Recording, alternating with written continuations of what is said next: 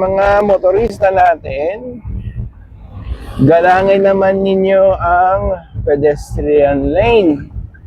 Kapag may tumapak ng mga tao dyan, pagbigyan nyo na kahit nasa gilid, huwag nyo aawiin. Pag tumapak na, pagbigyan, karapatan nila yan.